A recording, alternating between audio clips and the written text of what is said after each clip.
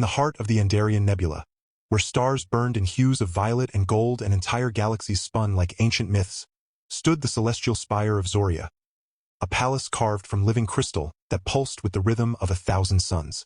Towering spires reached into the endless sky, their tips glowing with ancestral energy, while gravity-defying bridges connected floating gardens where bioluminescent flowers bloomed in silence.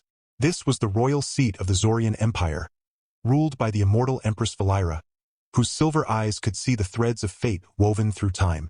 Her daughter, Princess Serena, was the jewel of the realm, proud, sharp-tongued, and breathtakingly beautiful, with skin like moonlight and a cascade of fiery red hair that shimmered like molten flame. Her people revered her, but none dared challenge her wit, for Serena had been raised on poetry, war strategy, and the belief that no being in the cosmos was worthy of her hand. For generations, the Zorians had remained isolated, their advanced technology and psychic gifts making them the silent guardians of peace across the spiral arms. But now, an ancient treaty demanded that the royal bloodline unite with another species to prevent a cosmic imbalance. The Council of Elders had chosen a human warrior from Earth, a planet considered primitive by Zorian standards, whose courage had saved an Andarian scout ship from a swarm of void WIRMS near the Kuiper Belt. When the news reached the palace, laughter erupted in the throne room. Serena, standing beside her mother in a gown of liquid starlight, had scoffed so loudly that the crystal walls trembled. "A human?" she had sneered, her voice dripping with disdain. "You expect me to bind my soul to a creature who breathes oxygen like a dying fish and wears fabric stitched by hand? He probably thinks fire is magic." The courtiers tittered, but Empress Valira remained still, her gaze unreadable as a black hole. When the human arrived, escorted by honor guards in shimmering armor, Serena watched from the balcony above the grand atrium.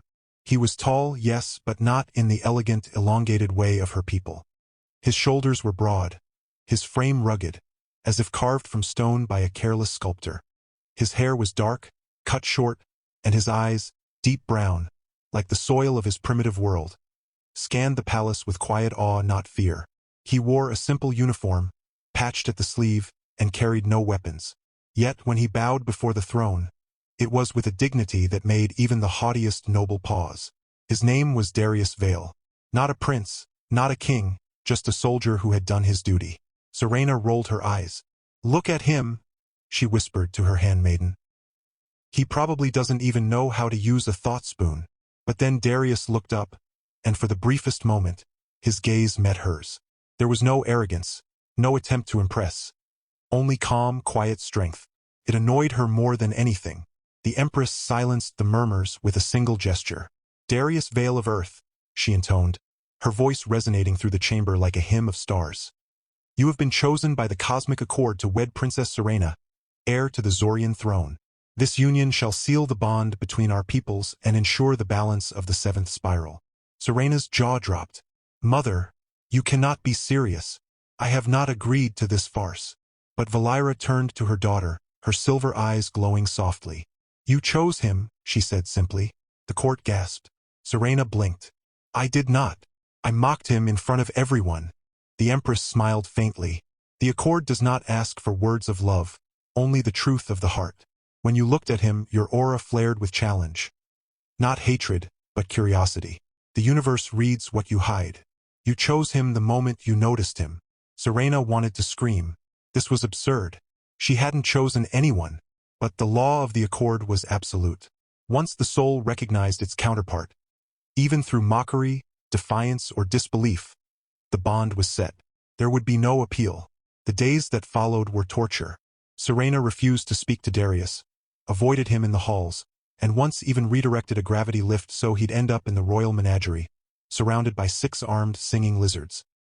He had calmly petted one and asked if it liked classical music. It did. She complained to her mother daily. "He doesn't understand our customs. He eats with his hands." He asked if the floating chandeliers were cool drones. Valira only sipped her luminous tea and said, "Then teach him." Serena groaned. "I am not a tutor for backward earthlings." But the Empress was firm. "You will spend 1 hour each day with him. Learn him, or the bond will wither, and the accord will strip you of your inheritance." Serena nearly choked. Losing her birthright? Over a human? Unthinkable. So grudgingly she began. Their first session was in the Hall of Echoing Mirrors, where reflections showed not the body, but the soul's true form. Serena stood stiffly as Darius entered, his boots clunking against the crystal floor. "This place is amazing," he said, looking around. "Is it like a meditation room?" Serena crossed her arms. "It reveals your inner self.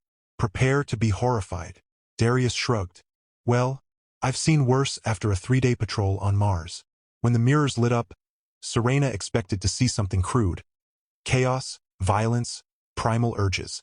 Instead, Darius's reflection glowed with deep blue light, swirling with golden threads of loyalty, courage, and quiet sorrow. It was beautiful. She stared, stunned. "That's not possible," she whispered. Darius glanced at her. "What's not possible?" She quickly looked away. "Nothing. You're still annoying." Over time, despite herself, Serena found moments of unexpected amusement. Darius had a dry sense of humor that caught her off guard. During a lesson on Zorian etiquette, she explained that touching the royal shoulder was punishable by exile. "So, no high fives?" he asked, raising a hand. She rolled her eyes, but then, against all reason, she slapped his palm. The courtiers gasped. A princess had never initiated physical contact with a suitor so casually. Serena felt her face burn. "That didn't happen," she muttered. Darius grinned. "Sure, I'll delete it from my memory bank." She wanted to hate that smile. It was too warm, too genuine.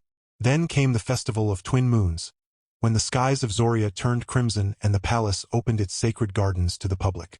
Serena was expected to walk among the people with her betrothed. She wore a gown of shifting auroras, her hair braided with starlight threads, while Darius, after much debate, was given a ceremonial robe of silver weave. He looked uncomfortable, but held himself with quiet dignity. As they strolled through the blooming gardens, children ran up to touch his hands, fascinated by his soft skin. An elderly Zorian woman bowed deeply to him. "You saved our scouts," she said. "Our prayers follow you." Darius knelt and touched her forehead in the human gesture of respect. Serena watched, something tightening in her chest. He wasn't performing. He meant it.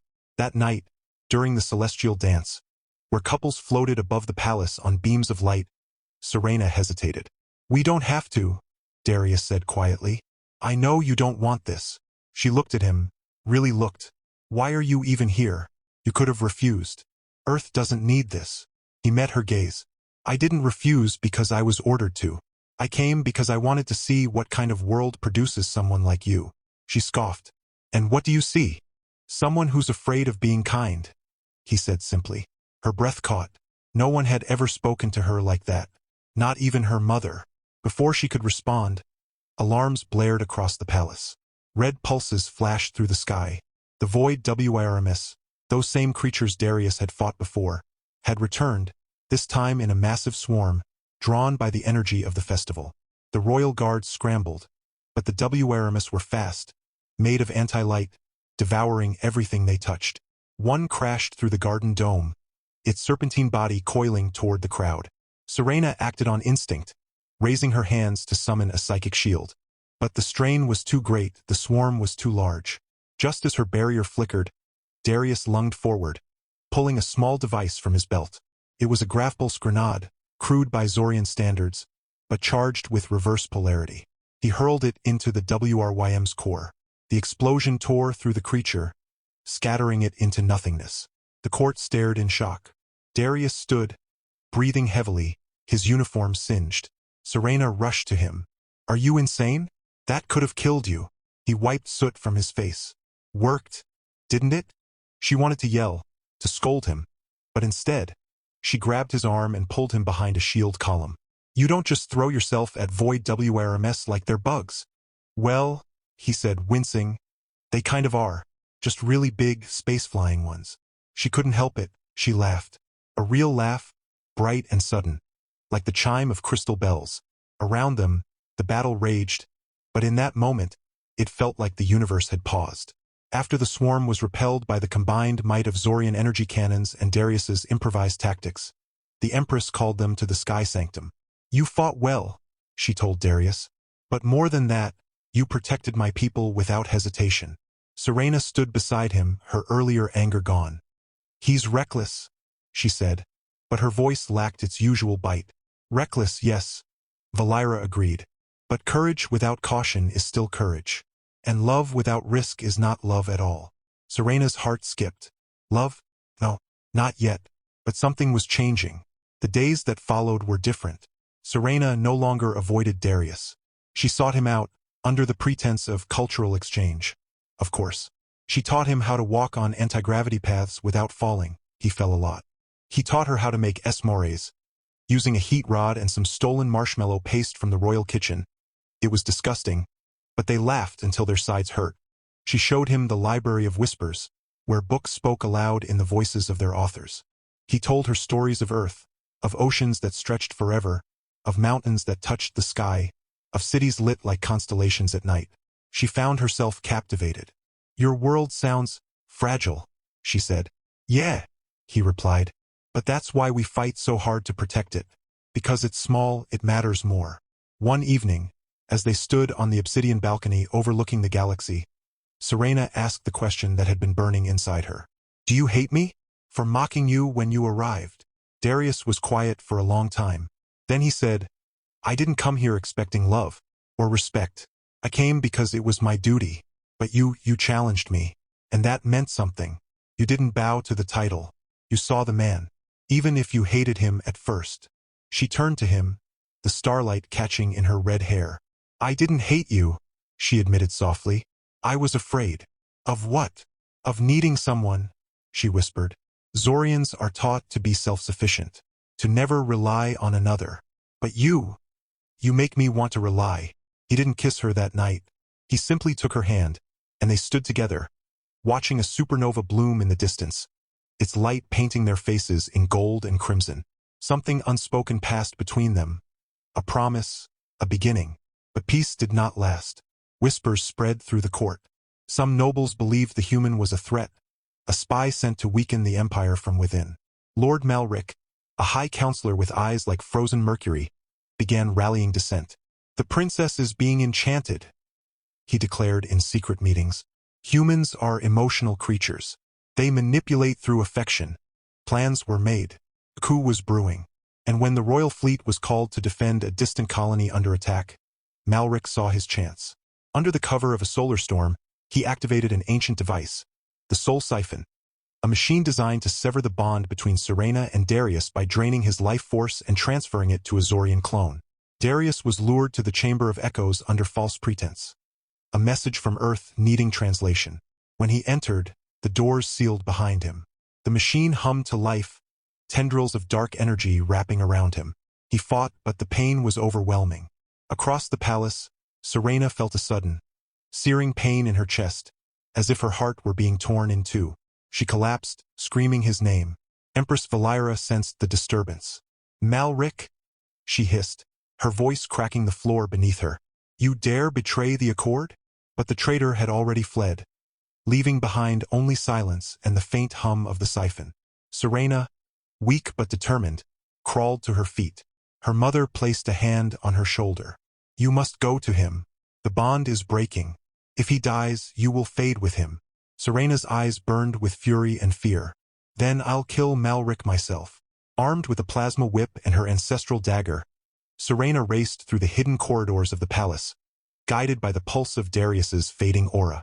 When she reached the chamber, she found him suspended in a web of black energy, his face pale, his breath shallow. The machine was nearly complete. With a roar, she slashed the control panel, sending sparks flying. The tendrils recoiled, but the machine adapted, sending a shockwave that threw her across the room. She tasted blood. Darius's voice, weak but clear, reached her. Serena, run. She shook her head. Not without you. Summoning every ounce of her psychic power, Serena focused on the bond between them. The mockery, the laughter, the quiet moments under the stars. She poured her memories into the connection. The first time he made her laugh, the way he stood against the WRM, the warmth of his hand in hers. The machine shrieked as the energy reversed. Light erupted from her body, golden and fierce, shattering the siphon into dust. Darius fell, and she caught him, cradling him in her arms. He opened his eyes slowly. You came back, he whispered. Tears streamed down her face. I told you, she said, her voice breaking. I don't abandon what's mine. News of Malric's betrayal spread like wildfire. The Empress ordered his exile to the Void Mines, where he would spend eternity mining dark matter in silence. The court, once divided, now looked upon Darius with new respect. He was no longer the primitive outsider. He was the warrior who had faced death for their princess, the man who had awakened the heart of Zoria's heir. Serena and Darius stood together on the balcony once more, the galaxy stretching before them. You know, he said, back on Earth we have a saying. Love is not about finding the right person, but creating the right relationship. She raised an eyebrow. That's surprisingly deep for a human. He grinned. I've been saving it. She leaned into him, her head resting on his shoulder. Then save more, she whispered, because I think I'm starting to love you. He didn't answer with words. Instead, he turned to her, cupped her face in his hands, and hugged her. Softly, deeply, under the light of 1,000 stars. And in that moment, the palace hummed with energy, the crystals glowing brighter than ever, as if the universe itself was celebrating the union of fire and earth, of starlight and soil, of a princess who once mocked a warrior and now held his heart in her hands. But far beyond the edges of known space, in the silent void between galaxies, something stirred. A shadow, vast and ancient, opened its eyes. It had felt the surge of the bond, and it remembered the name, Serena. The prophecy was unfolding. The Eclipse War was not over. It had only just begun. For days afterward, the air in the palace felt different, lighter, warmer, as if love had rewritten the atmosphere. Serena no longer walked with the cold pride of a princess untouched by emotion. She smiled more, laughed louder. Even the royal guards caught her humming earth melodies she'd learned from Darius. Tunes about rivers, freedom, and something called rock and roll. When asked what it meant, she simply shrugged and said, "It's loud, like war, but with guitars." Darius, too, had changed. He still wore his simple earth clothes when allowed, still ate with Zorian enthusiasm, and still asked questions that made the scholars groan. So, do your toilets think for themselves? But now there was a new confidence in his stride. He wasn't just tolerated anymore. He belonged. The Royal Council, once skeptical, now sought his advice on defense strategy. The warriors trained with him, marveling at his instinctive combat style. Raw, unpredictable, born from surviving on a world where danger came in 1,000 forms. He wasn't just Serena's betrothed. He was becoming a legend. Their bond deepened with every passing moon. They explored the hidden chambers of the celestial spire, discovering ancient murals that depicted the first accord, a union between a Zorian queen and a warrior from a lost world. Their love said to have stabilized a collapsing galaxy. Looks like we're not the first odd couple to save the universe, Darius joked, tracing the faded image with his fingers. Serena leaned against him. Just the most sarcastic. They began sharing dreams, something rare even among Zorians. Through their psychic link, they'd find themselves wandering the same starlit forests or standing on the shores of Earth's oceans, hand in hand, while alien constellations burned above. Once, Serena woke gasping, having felt Darius's childhood fear, the memory of being lost in a storm, the sound of thunder like falling mountains. He held her close that night, whispering, "I'm here now. You don't have to carry my pain alone." And for the first time, she understood what it meant to love someone not despite their scars, but because of them. But as their hearts grew closer, the shadows beyond the galaxy grew darker. The ancient presence, the one that had stirred at the moment of their bonding, was not merely watching. It was moving. Across the Vale of Nyx, where no ship dared sail and stars were swallowed whole, a fleet emerged from the dark. Not of ships, but of living shadows, creatures forged from antimatter and hatred, known only as the Eclipseborn. Their leader, a being called Vorthax the Hollow, had waited eons for the reawakening of the bloodline bond, the sacred union that could either save or shatter the cosmic balance. And now, with Serena and Darius bound, the final seal on his prison was weakening. On Earth, satellites detected a ripple in spacetime, a distortion growing near Neptune. Scientists panicked. Governments scrambled. Then, without warning, a transmission broke through every screen on the planet. A face of shifting darkness, speaking in a voice that vibrated bones. The bond is forged. The eclipse rises. The blood of the Starborn and the Soil Walker shall be mine. Panic spread like wildfire. When the message reached Zoria, the royal court erupted. Some blamed Darius, claiming his presence had drawn the threat. It's your primitive world that summoned this evil. Lord Kalen, Malrik's cousin, shouted in the war chamber. Serena rose from her throne, her eyes blazing. No, she said, her voice cutting through the noise like a blade. It was not Earth. It was us, our bond. And if that bond is what stands between the universe and annihilation, then I will not break it, I will strengthen it. Darius stood beside her, calm but resolute. Then we fight, he said. Together. Preparations began at once. The Zorian armada was mobilized, thousands of crystalline warships shaped like phoenixes, their engines powered by captured starlight. Darius worked with the engineers, modifying Earth's crude but resilient plasma cannons to interface with Zorian energy cores. We may not have your magic, he told the lead scientist, but we've got something better: stubbornness.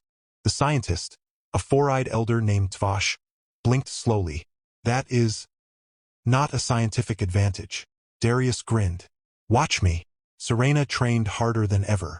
She mastered the ancient art of solar weaving, the ability to bend light into weapons and shields, while Darius drilled with the royal guard, teaching them human tactics. Ambush, misdirection, psychological warfare. Sometimes, he explained, the best way to win a battle is to make the enemy think you've already lost. Serena watched him command a mock combat exercise, his voice steady, his mind sharp. Pride swelled in her chest. He was no longer just a warrior from a distant world. He was a king in the making. One quiet evening, as they sat on the rooftop garden beneath a sky painted with twin comets, Serena turned to him. What if we don't win? She asked, her voice barely above a whisper. Darius didn't answer right away. He looked up at the stars. Then we make sure the next ones have a chance, he said. People like us, we're not supposed to work. A princess and a grunt? From different worlds, different languages, different everything. But we do. And that means hope isn't just a word. It's real. He took her hand.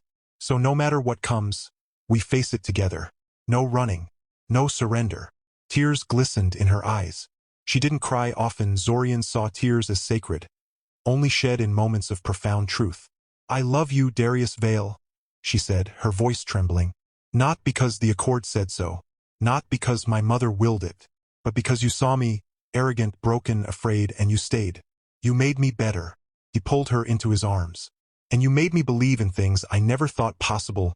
Magic, destiny, love that spans galaxies.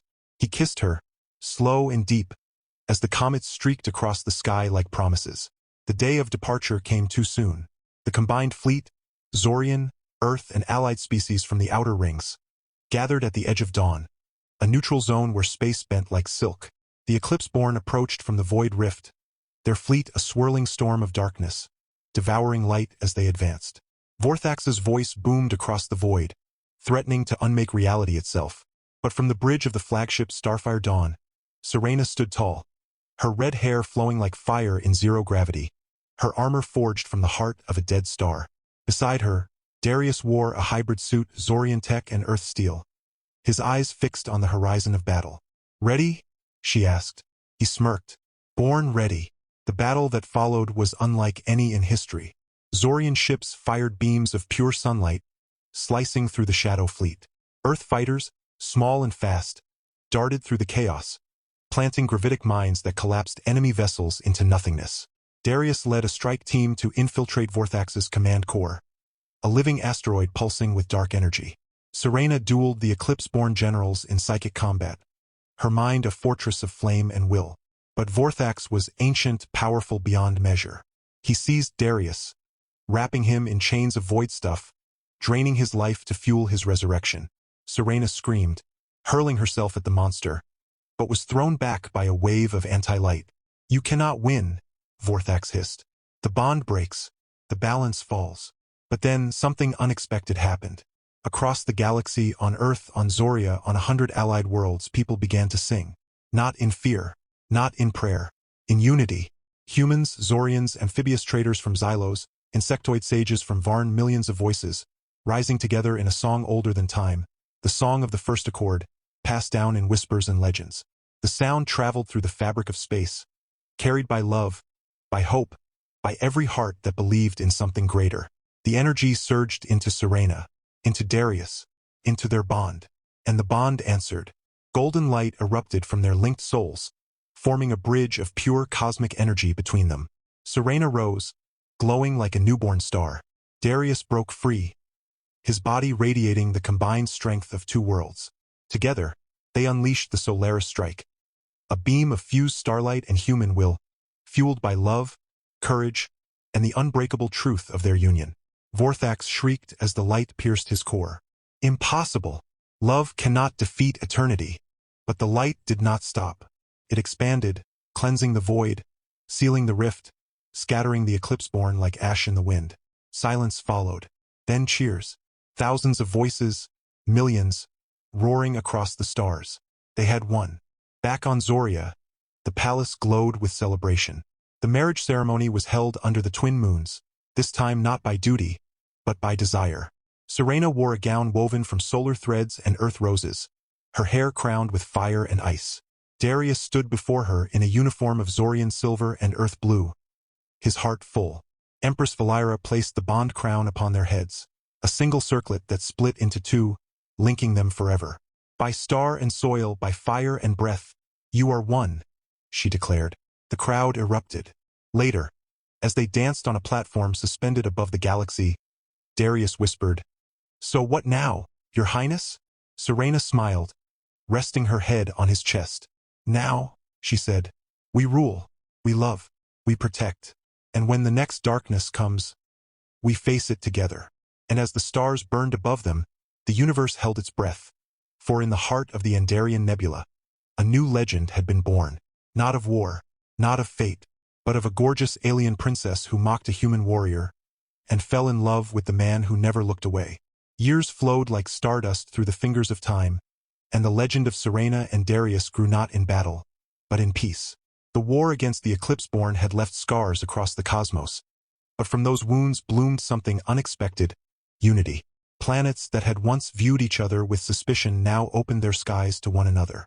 Earth and Zoria became twin beacons of hope, their alliance not just political but familial.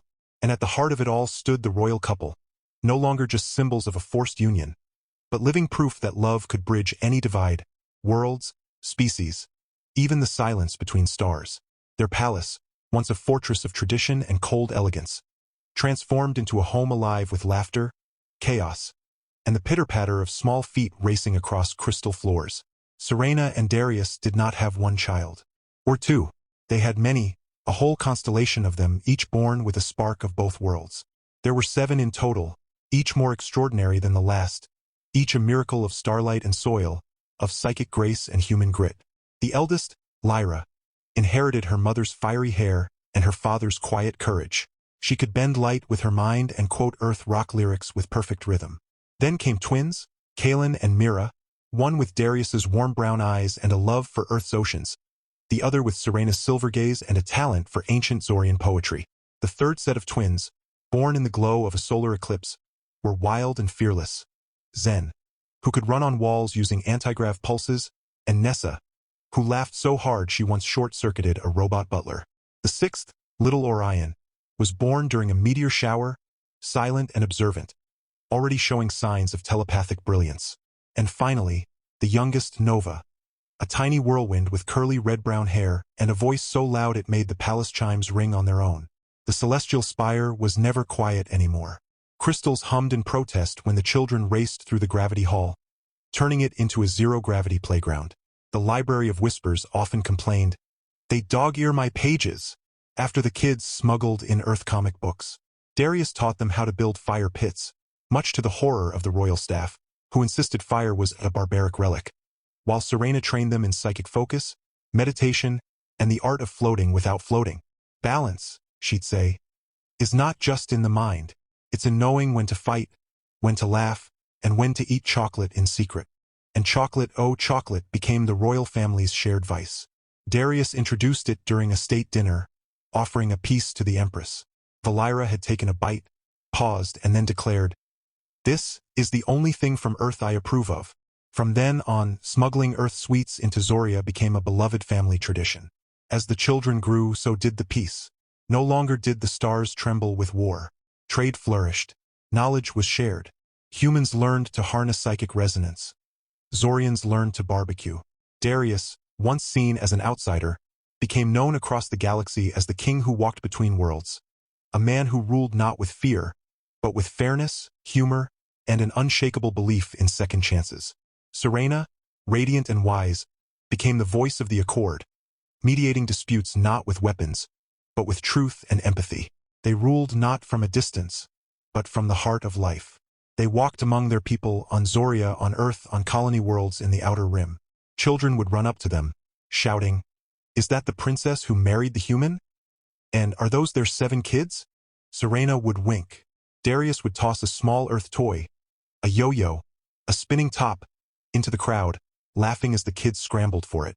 Even the stars seemed to smile upon them. On the anniversary of their victory over Vorthax, the galaxy celebrated the Festival of Light, where every world turned off its artificial lights and lit candles, lanterns, or beams of pure energy, creating a wave of illumination that traveled across the spiral arms. Serena and Darius stood on the grand balcony with their children, watching the glow ripple through space like a heartbeat. Lyra turned to her parents. "Do you ever miss the old days? Before all this?" Darius chuckled. "The days when your mother threw a gravity mine at me for breathing too loud?" Serena smirked. "I only did that once." "Twice," Darius corrected. "And the second time you said, 'Consider it a lesson in humility.'" She shrugged. "You needed it." They laughed, leaning into each other, shoulders touching, hands intertwined. The years had etched gentle lines around their eyes. Darius's from squinting at star maps and smiling too much, Serena's from centuries of wisdom and the joy of motherhood. But their bond had not weakened. It had deepened, like roots spreading through rock, unbreakable and alive.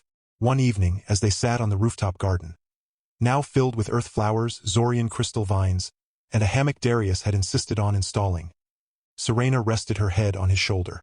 The children were asleep, the palace quiet for once. "Do you remember?" she said softly. "When I mocked you in front of the entire court?" He grinned. "How could I forget? You said I looked like a confused ape in shiny clothes." "I did not." "You did," she sighed, smiling. "I was wrong, so wrong. I thought strength was in power, in perfection. But you showed me it's in kindness, in staying when you're not wanted, in loving when you're not sure you'll be loved back." Darius kissed her forehead.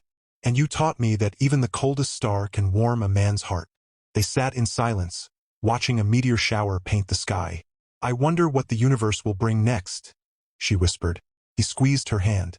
"Whatever it is, we'll face it, together, with our family, and maybe a few more kids, if the universe feels generous."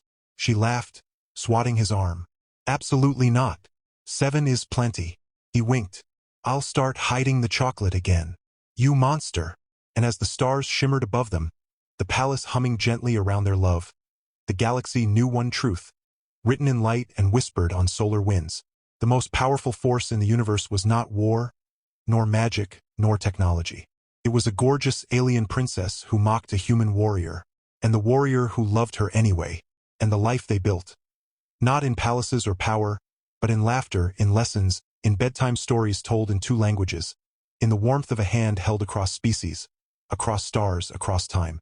They had ruled, they had loved, they had lived, and their story, like the universe itself, was still unfolding.